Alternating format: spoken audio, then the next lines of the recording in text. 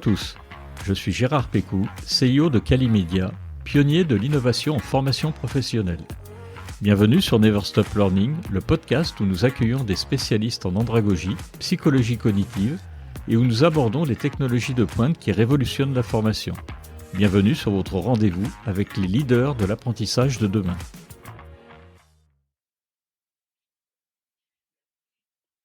Bonjour et bienvenue à tous nos auditeurs. Aujourd'hui, j'aimerais que l'on parle de l'onboarding, cette phase cruciale qui suit l'arrivée d'un nouveau salarié dans une entreprise. Un onboarding raté peut avoir des conséquences désastreuses pour un recrutement et potentiellement coûter des milliers d'euros à l'entreprise. Au contraire, quand celui-ci est réussi, les effets positifs sont majoritairement durables. Vous le savez, dans Never Stop Learning, on parle surtout de formation. Alors, quel rôle a la formation dans l'onboarding ? Comment peut-on l'utiliser et l'associer au digital pour faciliter une intégration en douceur dans la culture et les processus de l'entreprise ? Pour répondre à ces questions, j'ai le plaisir d'accueillir Emmanuel Nicolène, responsable formation du groupe Batigère. Ensemble, nous allons détailler les caractéristiques, les pratiques et les stratégies d'un onboarding réussi grâce à la formation. Bonjour Emmanuel. Bonjour Gérard. Alors ravi que tu sois avec nous. Avant de parler du parcours de formation et de onboarding, est-ce que tu peux nous dire en quelques mots quel est ton parcours ? Oui, moi j'interviens dans la formation depuis un peu plus de 15 ans maintenant. J'ai débuté mon parcours au sein d'un organisme financeur de formation qui était à l'époque les OPCA. Et donc j'intervenais auprès de PME sur la mise en place de leur plan de formation à l'époque et du financement de ces formations. J'ai intégré le groupe Batigère il y a 6 ans en tant que responsable de l'organisme de formation interne. Gros parcours et grosse expérience dans la formation parce que dès le départ, tu démarres chez un OPCO. C'est ça. Donc tu es responsable du service de formation chez Batigère. Comment ça se passe avec les ressources humaines ? Moi, j'interviens dans le cadre de l'organisme de formation qui intervient sur l'ensemble des sociétés du groupe Batigère. D'accord. On a une relation de proximité avec l'ensemble de nos interlocuteurs RH qui, eux, ont en charge l'analyse des besoins auprès des managers et le recueil de tous ces besoins une fois par an. Donc on est en perpétuel contact avec eux pour la mise en œuvre opérationnelle de ces formations et on intervient sur l'ensemble des métiers du groupe Batigère. D'accord. Pour débuter le cœur de cet épisode et pour ceux qui ne sont pas familiers avec le sujet, est-ce que tu peux nous éclairer sur ce qu'est un onboarding et de quoi nous allons parler ? Moi, j'aime bien parler de plan d'intégration parce que pour moi, le plan d'intégration a une vocation plus large que lorsqu'on parle de parcours d'intégration. J'aime bien parler de plan d'intégration parce qu'on intègre aussi la partie préparation de l'arrivée d'un nouveau collaborateur et notamment sur l'accueil de son bureau, du matériel informatique. Et j'intègre dans ce plan d'intégration un parcours de formation qui doit être suivi pour chaque nouveau collaborateur. Chez Batigère, donc en règle générale, le onboarding ou le plan d'intégration, à quoi ça ressemble et c'est quoi les grandes étapes ? Chez Batigère, on a mis en place un formalisme qui peut ressembler à une checklist, finalement. On a bien sûr un volet, comme je le disais, très logistique, où à partir de la validation d'un recrutement avec le manager, on lance ensuite une phase logistique qui est l'accueil bureau, le matériel informatique. Et ensuite, on a un volet plus RH, où on intègre une partie onboarding formation qui est plutôt liée à la présentation de l'organisation, du groupe, nos valeurs, notre culture. Un volet métier qui là est fonction évidemment du poste occupé par le nouveau collaborateur, dont le parcours en tout cas est adapté selon le métier. En fait, tu intègres dans ton plan d'intégration la notion de pré-onboarding puisque en fait tout est prêt quand la personne arrive, le matériel informatique, etc. Ce qui est super parce que beaucoup d'entreprises en fait ne le font pas, même si ça paraît évident. Je citerai tout à l'heure quelques statistiques qu'on a d'un groupe spécialisé dans la formation et les ressources humaines. On verra qu'il y a plein de pistes d'amélioration. En amont également, il y a ce qu'on appelle la marque employeur. Est-ce que c'est quelque chose qui est développé chez Batigère et est-ce que c'est toi qui t'en occupes ? Est-ce que c'est la direction générale, les ressources humaines ? Alors moi, Personnellement, non, mais effectivement, la marque employeur a évidemment une place très importante en amont, déjà en phase de recrutement, bien sûr. Et donc là, c'est une collègue à moi qui en charge cet aspect-là sur la partie recrutement. Enfin, la marque employeur, elle se situe dès la communication. À partir du moment où on a une communication externe, quelle qu'elle soit finalement, on rentre déjà dans la marque employeur. Oui, tout à fait. J'aime beaucoup le sujet du onboarding. Il est en général énormément lié à la formation. Les nouveaux arrivants, ils ont tout à apprendre sur leur poste, l'entreprise, sa culture. Tu parlais de valeurs. Comment est-ce que vous intégrez cette formation? Vous utilisez le digital? Oui, on a toujours eu un parcours de formation qu'on considérait en tout cas comme nécessaire aux nouveaux collaborateurs, qui se faisait en présentiel. Et bien sûr, on l'a tous connu depuis le Covid. Oui. On a évidemment changé nos pratiques comme tout le monde. On y pensait déjà avant, ça a précipité les choses. Donc, on a digitalisé cette partie-là. J'ai mis en place il y a 2 ans une plateforme LMS qui est à destination de tous les collaborateurs, dont le premier e-learning en tout cas à disposition a été le bienvenu chez Batigère, qui permet à tous les nouveaux collaborateurs de connaître sur 3 modules nos valeurs, notre fonctionnement, l'histoire de notre groupe, les métiers. L'idée, c'était aussi de montrer à tous, quel que soit son poste dans l'organisation, de comprendre quels étaient les métiers qui étaient existants au sein du groupe pour connaître aussi sa place dans l'organisation et comprendre quelles pouvaient être en tout cas ses interactions avec tous ses collègues. Et une troisième phase où on intègre une partie plutôt politique RH, où on présente notre accord d'entreprise et l'ensemble des avantages et du système de rémunération, des accords qui peuvent être à disposition de tous. J'imagine que ces modules donc digitaux, ils sont obligatoires chez Batisère. Oui, tout à fait. Donc chaque RH, en tout cas de proximité, chaque RH inscrit à l'arrivée du collaborateur, le nouveau collaborateur à cette formation. Son compte est automatiquement créé dans la plateforme qu'on appelle Campus IHC. Son compte est automatiquement créé et charge ensuite au RH de l'inscrire à cette formation, qui est complétée aussi par une partie de formation réglementaire obligatoire sur la corruption, sur la partie RGPD, cybersécurité, etc. Donc c'est tout un parcours de formation générale, en tout cas un socle commun, qui est réservé à l'ensemble des nouveaux collaborateurs. Et ensuite, en deuxième phase, on a un volet plus métier qui, là, est fonction du poste occupé et qui est piloté également par les RH. Nous, on a en charge l'ingénierie de ces modules-là, on les construit et on les met ensuite à disposition. Et du coup, ces modules, ils ressemblent à quoi? Vous allez chercher l'interactivité, vous mettez éventuellement des témoignages vidéo ou sonores. Comment ça se passe? Tu les as conçus comment? Je les ai voulu assez gamifiés. On a intégré toutes les pratiques et toutes les méthodes, enfin, quelle que soit la vidéo, les canaux de communication au sein de cette formation. Mais moi, je les ai quand même voulu très gamifiés. Je trouve que c'est un sujet qui permet d'avoir carte blanche sur les modalités de communication et les modalités pédagogiques. Donc, on a notamment la partie métier qui est un peu construite sous la forme d'un jeu vidéo. D'accord. Où on se déplace dans une ville. On a aussi une activité qui est très liée à cette thématique-là. Voilà, on intervient dans le logement social, donc on se déplace dans une ville et on va chercher les interlocuteurs de Batigère qui répondent en tout cas à chaque problématique qu'un locataire peut trouver. Et donc l'apprenant se déplace dans cette ville pour comprendre à chaque fois le rôle de chacun et le rôle de chaque métier dans son quotidien.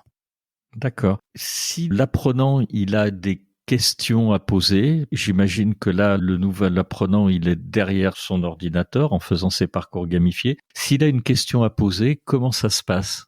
Alors on a un système sur la plateforme, on a un système de communauté qui est lié à la formation et donc chacun peut interagir sur tout type de sujet. Soit ça se fait pendant la formation, soit ça se fait à l'évaluation de fin de formation, sur laquelle l'apprenant peut aussi nous suggérer des évolutions.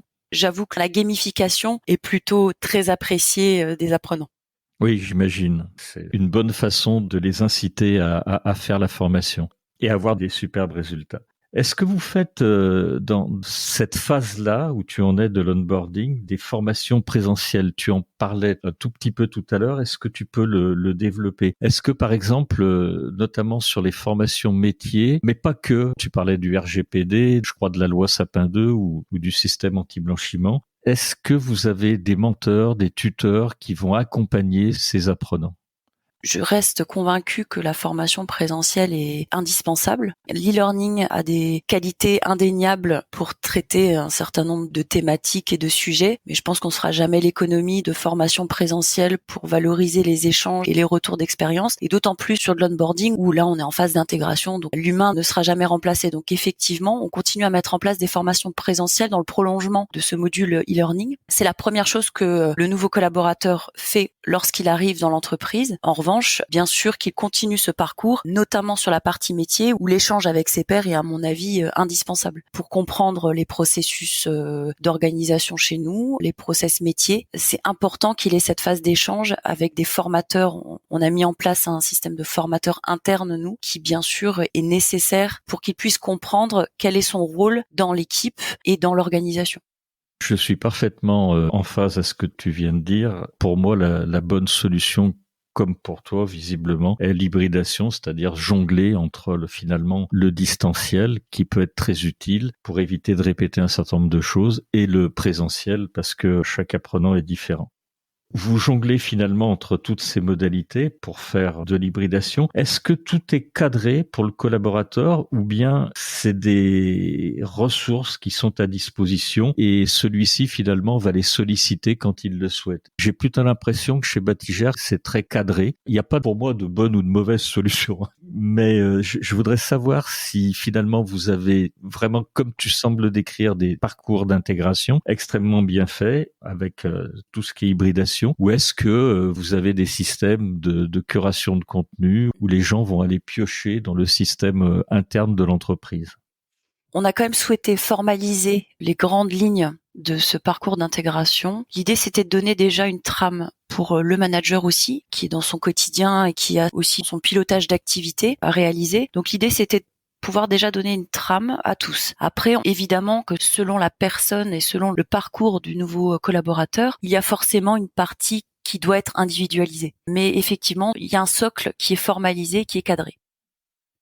Tu parlais de personnalisation. Est-ce que vous êtes allé déjà sur des technologies d'adaptive learning? Vous utilisez déjà l'intelligence artificielle pour créer ces parcours personnalisés ou est-ce que c'est toi qui t'en occupes? À ce jour, on n'utilise pas encore ces techniques-là. C'est vrai que c'est quelque chose qui serait vraiment intéressant d'étudier. Aujourd'hui, c'est plutôt fait par soit l'organisme de formation, soit les équipes RH. Je pense qu'on a beaucoup de choses à développer avec l'intelligence artificielle, effectivement. Oui, qui vient d'arriver. Donc, il y a énormément d'entreprises, en fait, qui n'utilisent pas encore toutes ces techniques, qui sont novatrices, mais encore très en amont. Il y a d'autres technologies que vous utilisez et qui vous permettent d'améliorer de manière continue le onboarding chez Batigère? La plateforme LMS a beaucoup aidé à digitaliser effectivement cette parcours-là. Après, on a un système, on utilise Office 365, Oui. un système collaboratif, en tout cas via Teams, etc., qui permet de faciliter via des équipes Teams, en tout cas par exemple, qui permet de faciliter les échanges entre les nouveaux collaborateurs. On a un système de groupe d'équipes Teams qui permet de prolonger des échanges entre les nouveaux collaborateurs. Maintenant, ça se fait principalement avec la plateforme LMS. La digitalisation s'est fait principalement par ce biais-là. Vous êtes obligé de réajuster les contenus fréquemment sur la plateforme LMS? Alors le groupe Batigère bouge beaucoup au quotidien. C'est pour ça que je pose la question. Oui, c'est vrai que les organisations, les organisations bougent beaucoup. On a régulièrement évidemment des mises à jour. J'ai essayé de construire le module e-learning pour ne pas avoir des mises à jour trop régulières, notamment en évitant des dates, des chiffres qui nécessitent une mise à jour trop récurrente. Maintenant, on s'en fait jamais l'économie. Voilà, c'est comme ça, on évolue et il faut mettre à jour. J'essaye de garder une mise à jour annuelle, sauf gros changements, mais en général, on est sur cette récurrence-là de mise à jour. Puis les métiers évoluent. Effectivement, les métiers évoluent, j'imagine, et surtout actuellement. D'ailleurs, ta remarque me fait penser, chez Batigère, vous devez être confronté au départ des baby-boomers, au fait que les personnes ou les collaborateurs ou collaboratrices qui arrivent et qui font partie des générations Y ou Z, je crois que la valeur d'un diplôme maintenant quand on sort de l'école c'est 5 ans maximum. Donc j'imagine que tout ça tu le prends en compte dans le suivi. Alors là on dépasse un peu le onboarding, ça fait partie des suivis des entrants. Comment finalement vous allez les accompagner et les suivre pour plus tard dans le temps? Dans le temps, alors on a un outil de gestion des parcours de mobilité et des parcours professionnels de nos collaborateurs qui est Espace Talent chez nous, qui permet à chacun de renseigner alors évidemment son parcours et son parcours professionnel s'il le souhaite. Il est connu par le recruteur, il est connu par le manager, mais il n'est pas forcément connu par toutes les équipes RH. Donc l'idée c'est qu'il peut renseigner son parcours, il peut aussi renseigner ses souhaits éventuellement de mobilité, alors qu'elle soit professionnelle, géographique. Et donc ça nous permet, nous RH, d'avoir une visibilité sur l'ensemble du groupe, par typologie de diplôme, par souhait de mobilité. Ça nous permet de piloter aussi tous ces parcours professionnels et de laisser personne ayant volonté d'évoluer ou non, en tout cas de prendre en compte chaque demande et chaque souhait, chaque parcours professionnel. On va revenir au onboarding après cette digression que j'ai suscitée. Le premier jour où le collaborateur intègre l'équipe pour prendre son poste, il est généralement capital dans l'onboarding. Est-ce que tu es plutôt d'accord avec ça? Les nouveaux arrivants, est-ce qu'ils ont un programme spécifique pour ce premier jour? En fait, ça se fait un peu en deux temps. L'accueil se fait par le manager en direct, ce qui me paraît cohérent dans la mesure où il est là pour présenter son service, oui. Le service dans lequel le collaborateur va évoluer. Il doit rencontrer l'équipe, ses collègues, direct. Dans le plan d'intégration, on a aussi des rendez-vous pris avec des interlocuteurs d'autres services. L'idée, c'est aussi de favoriser et de développer, maintenir en tout cas la transversalité entre les équipes et entre les métiers, les services. Donc, chaque nouveau collaborateur rencontre physiquement les personnes avec qui il sera amené à travailler régulièrement, qu'il soit dans son service ou non. Et à côté de ça, on a l'inscription au module Bienvenue chez Batigère, qui là présente de manière plus générale l'organisation et l'ensemble du groupe. Comment est-ce que tu assures le suivi du collaborateur durant tout le onboarding? Vous avez mis en place une culture du feedback? Alors le feedback se fait sous plusieurs formats. Alors il se fait avec le manager, bien sûr, en direct sur la globalité de son intégration. Il se fait via les évaluations que nous envoyons nous en tant qu'organisme de formation, puisque nous sommes Calliope. Donc voilà, on a aussi on a ce système d'évaluation. Et il se fait, donc là on est plutôt sur un feedback à chaud. Et il se fait dans le cadre d'un feedback aussi à froid via des entretiens qui sont faits à 3 mois et à 6 mois à compter de l'arrivée du nouveau collaborateur. Finalement, quels sont pour toi les avantages à concevoir et réfléchir l'onboarding pour le nouvel arrivant, enfin pour ton service de formation et bien sûr pour l'entreprise? Je pense que, alors au-delà d'un service formation, le fait d'accueillir quelqu'un, enfin, on est chez soi, on aime accueillir, quelqu'un correctement quand il arrive dans son environnement, même chez nous. Je trouve que c'est très important pour qu'un collaborateur se sente bien à long terme, de bien l'accueillir, de développer en tout cas ce sentiment d'appartenance. Et je trouve que ça se sent très rapidement quand on arrive dans n'importe quel lieu, quand un climat en tout cas est agréable. Et je pense que on a envie de rester. Quand le climat est serein et agréable, je trouve que ça fait partie aussi de la fidélisation. Le processus de fidélisation des équipes commence par là. Oui, je suis d'accord. J'avais assisté, alors je sais plus, c'était à Learning Technology ou à e-Learning Expo. Il y avait un exposé d'une société qui s'appelle Federis, que tu connais peut-être, et qui disait que après une bonne intégration, en fait, donc la période de onboarding, 69% des personnes restaient au moins 3 ans au sein de l'entreprise. Et je te réserve la question après. Tu vas m'expliquer quand ça se passe mal. Qu'est-ce qui se passe? Parce que l'onboarding, donc, je suis complètement d'accord avec toi, c'est une étape qui est cruciale. Mais pour toi, alors c'est pas le cas de Batigère, on l'a bien compris, vous êtes super structuré. Mais si tu ne faisais pas ce onboarding, quels sont les effets que cela pourrait avoir sur les nouveaux arrivants? Je trouve un manque de sens.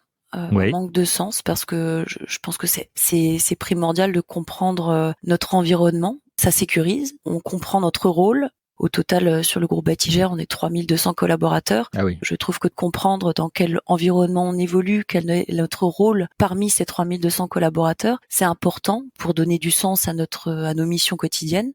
Ne pas le mettre en œuvre, ce serait aller contre la performance globale de l'entreprise, parce que des collaborateurs qui se sentent bien participent évidemment à la performance de toute l'organisation. Complètement d'accord, également avec toi. Toujours selon Federis, il y a 4%, j'avais trouvé ça énorme, des gens qui quittent leur poste après une première journée désastreuse. C'est énorme. Après une première journée, c'est énorme. Après une première journée, ça m'avait stupéfait. Donc, source Fédéris qui avait bien creusé le sujet. Ça explique 45% des démissions internes, cette mauvaise intégration. Alors, pas simplement là sur la première journée, mais quand le plan d'intégration se passe mal. Et un recrutement raté, selon les profils que tu embauches, c'est entre 7 000 et 45 000 euros si on se met sur le plan économique. Donc, c'est tout sauf neutre. Complètement. Quand on est un grand groupe comme Batigère, j'imagine qu'on a énormément de profils entrants différents. Tu l'as d'ailleurs évoqué au cours de cet épisode. J'imagine que tu adaptes l'onboarding selon les profils. Et comment tu fais? Parce que chez Batigère, vous devez avoir un grand nombre de corps de métier finalement. On a environ 200 intitulés de postes différents. Oui, c'est pas neutre. Notre organisation. Donc effectivement, de nombreux métiers qui sont très très variés. On a un socle commun. En fait, l'idée c'est de proposer un socle commun à tous pour aussi. Alors l'idée c'était aussi d'homogénéiser, d'avoir ce partage de valeurs communes. Il y a un socle commun à tous ces métiers qui correspondent aux valeurs qu'on porte dans le groupe, à notre culture, à notre histoire. Ça c'est commun. En revanche, effectivement, on a des parcours métiers qui sont forcément adaptés selon des communautés en fait de métiers. Donc des collaborateurs de la communauté de la gestion locative par exemple. Voilà, on a un parcours qui leur est dédié, qui est un parcours hybride. On a certaines formations en e-learning, principalement liées à de la réglementation. Je trouve que l'e-learning s'y prête très bien. En revanche, les formations présentielles sont principalement consacrées à des échanges d'expériences, à de la connaissance de process et notre fonctionnement organisationnel avec les services concernés. Et donc voilà, on a un parcours pour chaque métier qui est piloté là par le RH en lien avec le manager selon les profils individuels. Très très clair. Comment tu vas définir finalement ce qu'est le succès de l'onboarding? Tu as des critères, tu fais des questionnaires, tu interroges les gens, tu parlais de feedback tout à l'heure. Comment finalement vous allez définir que le onboarding pour tel profil, en fait, c'est le succès? Tu as mis en place des indicateurs pour suivre tout ça? J'avais déjà parlé du système d'évaluation de formation, mais là, au-delà de ça, on a effectivement les entretiens annuels et les entretiens de développement qui sont pilotés par le manager et qui intègrent une partie de feedback sur le plan d'intégration.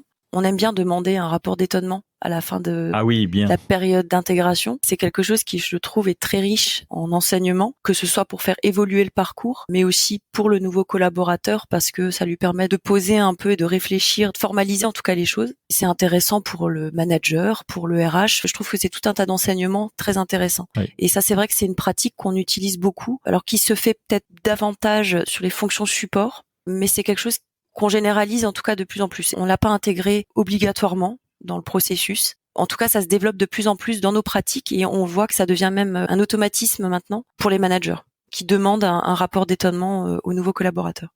Ça m'amène à la question suivante. Les principaux défis que tu rencontres finalement lorsque tu conçois ces parcours d'intégration?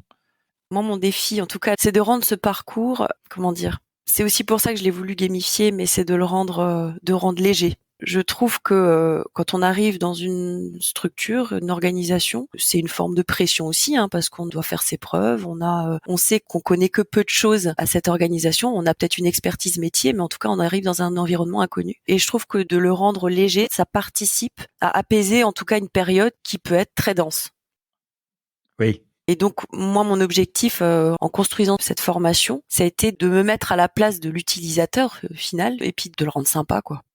C'est déjà très important. Justement, il y a une question que j'ai envie de te poser. Tu fais des parcours de onboarding qui sont très pertinents, mais finalement, quand est-ce que tu considères que c'est la fin de cette période de onboarding et surtout, comment finalement tu vas faire rentrer le collaborateur de manière opérationnelle dans son nouveau service? Tu en as un petit peu parlé, mais je voudrais que tu le développes. Comment ça se passe après finalement cette période de onboarding chez Batigère? C'est du mentorat. Alors ça revient à la question des baby boomers et des générations Z ou Y.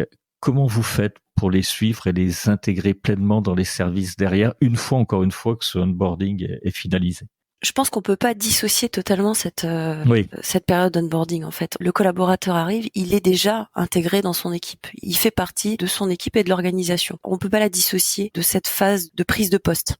Il prend son poste en même temps qu'il est intégré. d'accord. Il y a cette phase évidemment, je dirais sur la première, deuxième semaine après son arrivée, évidemment on est en phase de découverte. Mais malgré tout, dans cette phase de découverte, il est déjà en découverte de son métier par des interactions avec ses collègues et avec les membres de l'équipe dans laquelle il évolue. Donc là, on a souvent un système qui se fait de manière, selon les managers, mais plutôt informel, système de référence, c'est-à-dire que voilà, quelqu'un dans l'équipe, soit le manager, soit un membre de son équipe, accompagne et est disposé en tout cas à répondre à un certain nombre de questions parce qu'il a l'expertise métier, parce qu'il a la connaissance. Ça peut être une ou deux personnes d'ailleurs. Je peux pas te dire aujourd'hui que la phase d'intégration se termine à telle ou telle Oui, bien date. sûr. Je pense que ça se fait à partir du moment où l'autonomie du nouveau collaborateur devient présente. Je pense qu'on peut se dire que on a réussi cette intégration et là, il prend la mesure de son poste et il commence à être totalement opérationnel. Merci. Alors, on arrive vraiment presque à la fin de ce podcast. J'ai néanmoins encore 2 questions à te poser, Emmanuel. Une sur la cohérence et l'alignement de l'onboarding sur la culture et les valeurs de Batigère. J'imagine que chez vous, vous êtes un grand groupe. Ça doit être un travail pluridisciplinaire, interservice, avec un travail avec les RH et les différents services associés. Comment vous assurez que tout est cohérent et aligné sur finalement les valeurs et la culture de l'entreprise? Dans le cadre des mises à jour régulières, Oui, on a des instances de coordination entre les différents services centraux qui me permettent à moi de recueillir les évolutions, que ce soit en termes de communication externe, de communication interne. Voilà, on a un système de coordination où nous nous réunissons régulièrement tous les mois qui nous permettent d'avoir connaissance en tout cas de toutes les nouveautés au sein de chaque fonction support et chaque métier. d'accord. Donc ça me permet moi de recueillir toute l'information et de la mettre ensuite en phase avec le discours qui est tenu aux nouveaux collaborateurs. Bon, après sur nos valeurs, les valeurs sont là. En fait, les valeurs on les modifie pas du jour au lendemain. Voilà, elles sont là. Il y a peut-être une question de présentation des fois qui change, mais les valeurs restent les mêmes.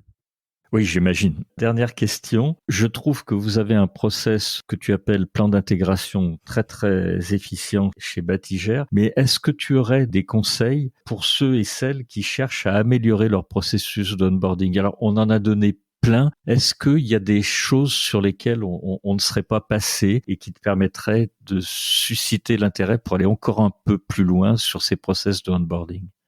Moi, je pense que le meilleur conseil à donner, c'est de se mettre à leur place. Finalement, c'est de se dire qu'à un moment donné, quel que soit le moment où on se situe dans son parcours professionnel, on a été à cette place-là. Oui, Et qu'est-ce qu'on aurait aimé avoir, qu'est-ce qu'on aurait apprécié à ce moment-là. Je pense que c'est le meilleur conseil à donner. Et c'est pas forcément évident parce que quand on est dans une organisation et qu'on connaît bien son métier, c'est pas forcément un exercice qui est facile. Voilà, c'est vraiment d'essayer de se mettre à la place et sinon c'est de solliciter, par échantillonnage peut-être, mais solliciter certains nouveaux collaborateurs pour connaître leurs sentiments et connaître les points sur lesquels il aurait fallu peut-être insister. Être dans un processus d'amélioration continue aussi, c'est de pouvoir en permanence être à l'écoute parce qu'on sait que ça évolue et notamment avec les nouvelles générations, on sait qu'il y a des recherches de sens totalement différentes sur les nouvelles générations, donc tout à fait. c'est de les solliciter directement, de dire voilà qu'est-ce que vous en avez pensé. Et qu'est-ce que vous auriez aimé avoir autrement, différemment? Mais je pense que si déjà on part du principe, on se met à la place du nouveau, je pense qu'on a déjà réglé un certain nombre de sujets. Génial. Un très très grand merci Emmanuel pour ce témoignage sur l'onboarding qui est un sujet extrêmement intéressant et essentiel lorsqu'on intègre un nouveau collaborateur ou une nouvelle collaboratrice. Je voulais remercier tous les auditeurs et puis surtout te remercier toi pour la pertinence de tes propos lors de cet épisode. Un très grand merci, Merci Emmanuel. à toi, Gérard. Merci.